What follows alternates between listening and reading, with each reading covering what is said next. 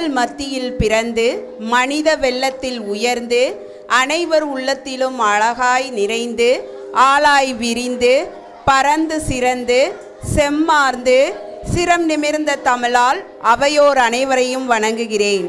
கடமை தவறாமல் பிறர் உடைமை காக்க பல மடமையை தகர்த்து சத்தமின்றி பேசி சகஜமாக பழகி சாமானிய மக்களையும் சாதிக்க வைக்க தன்னலமின்றி தன்னம்பிக்கையோடு பயணிக்கும் எம் பள்ளியின் தாளாளர் மற்றும் அதிபர் அருட்தந்தை திரு ஐயப்பன் அவர்களை வருக வருக என வாஞ்சையுடன் வரவேற்கிறேன்.